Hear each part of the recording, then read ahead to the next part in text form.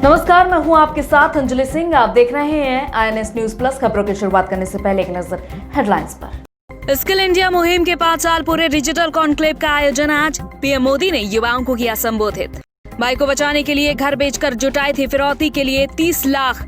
युवक को नहीं छुड़ा पाई पुलिस, 30 लाख रुपए भी ले गए किडनैपर। CBSE ने आज 10वीं का परीक्षा परिणाम किया जारी। 10वीं में 91.46% स्टूडेंट्स पास। पिछले साल की तुलना में इस साल 0.36% अधिक छात्र हुए पास। जैसा कि आज वर्ल्ड यूथ स्किल डे है और इस मौके पर पीएम मोदी ने देश के युवाओं को संबोधित किया। इस दौरान उन्होंने स्किल्स को कैसे डेवलप किया जाए, इस बारे में भी जानकारी साझा की। आज का ये दिन आपकी स्किल को, आपके कौशल को समर्पित है। 21वीं सदी के युवाओं की, आज के मिलेनियल्स की अगर सबसे बड़ी कोई ताकत है तो उनकी स्किल है। यही समझते हुए अब कौशल विकास मंत्रालय ने दुनिया भर में बन रहे इन अवसरों की मैपिंग शुरू की है।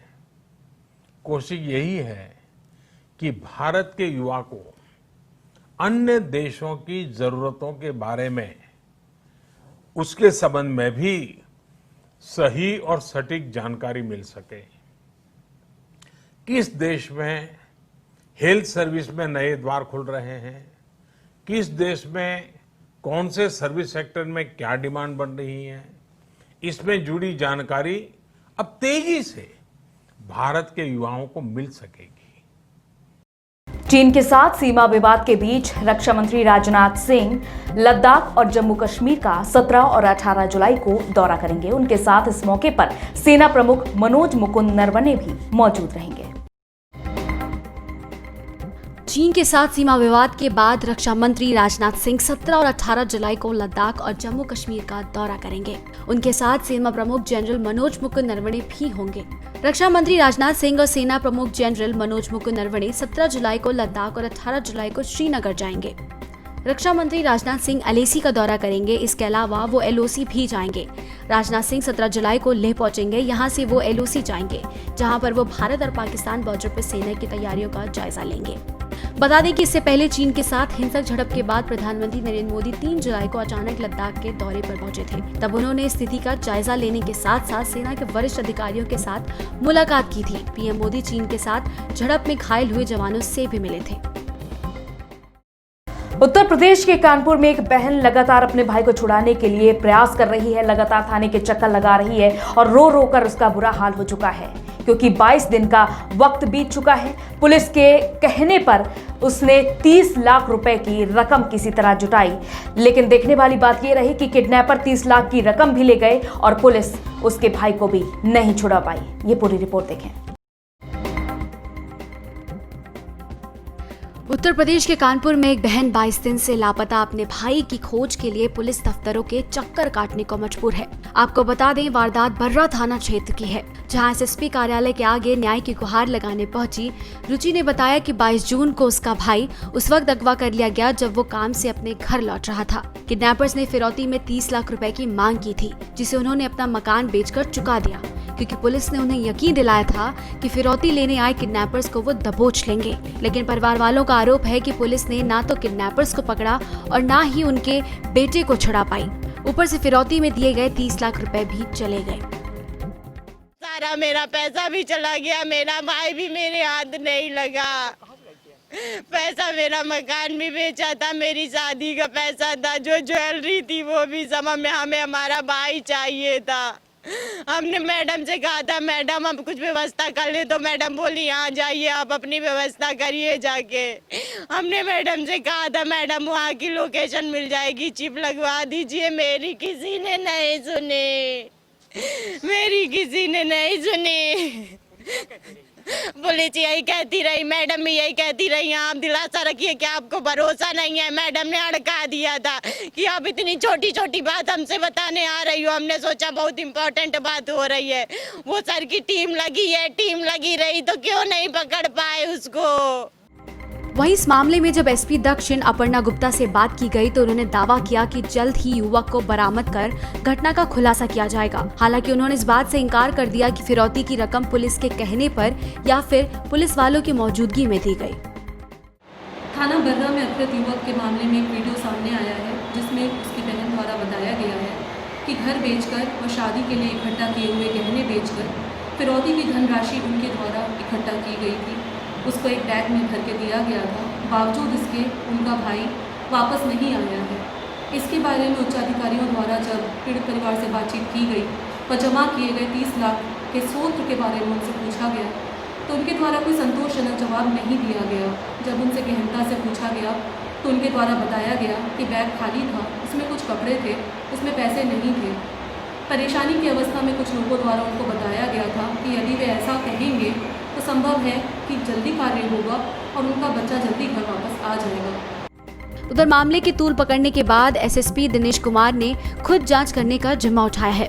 उन्होंने पीड़ित परिवार को विश्वास दिलाया कि किडनैप हुए युवक को सकुशल बरामद किया जाएगा, साथ ही फिरौती की रकम भी जल्द वापस होगी।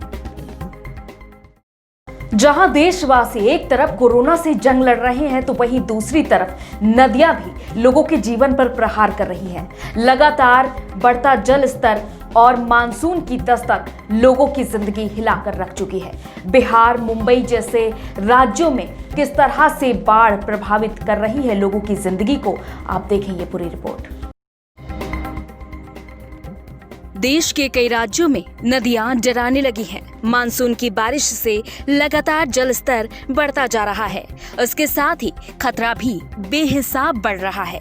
सैलाब की धार जिंदगी पर प्रहार कर रही है।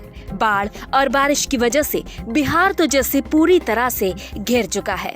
बिहार में लगातार हो रही बारिश से महानंदा, गंगा, कोसी समेत कई नदियों के जलस्तर में भी बढ़ोतरी दर्ज की गई है। महानंदा नदी तो सभी स्थानों पर खतरे के निशान से काफी ऊपर बह रही है, जिसकी वजह से आधा दर्जन से ज्यादा निचले इलाके में बाढ़ का पानी फैल चुका है, जिसके चलते लोग एक जगह से दूसरी जगह जाने को मजबूर हैं। वहीं जहां एक तरफ मुंबई वासी कोरोना वायरस से जंग लड़ रहे हैं तो वहीं दूसरी ओर लगातार 2 दिन से हो रही बारिश ने मुसीबत को और बढ़ा दिया है। लगातार हो रही बारिश के कारण निचले इलाकों में जल भराव हो गया है। लॉक 2 में रफ्तार पकड़ने की कोशिश कर रही मुंबई मानसून की बारिश में एक बार फिर थमने को मजबूर दिखाई देने लगी है। मुंबई में बीएमसी ने लोगों से अपील की है कि वो घर से निकलने के वक्त पूरी सावधानी बरतें।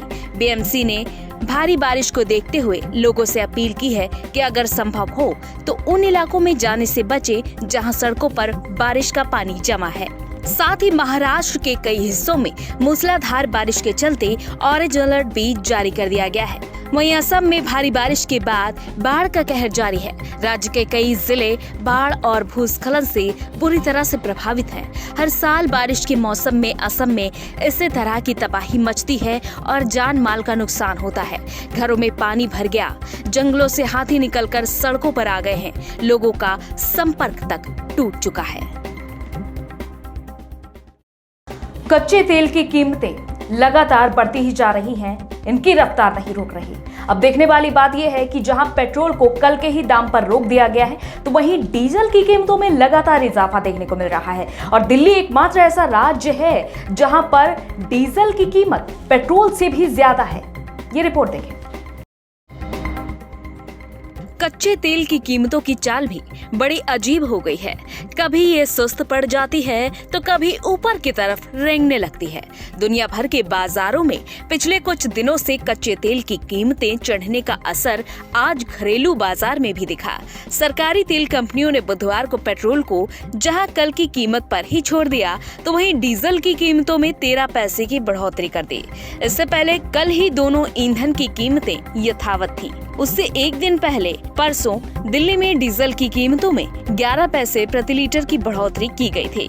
इसी के साथ दिल्ली में डीजल की कीमत 81 रुपए 18 पैसे पर पहुंच गई, जो कि देश भर में सर्वाधिक है। दिल्ली देश का अकेला राज्य है जहां पेट्रोल से महंगा डीजल बिकता है।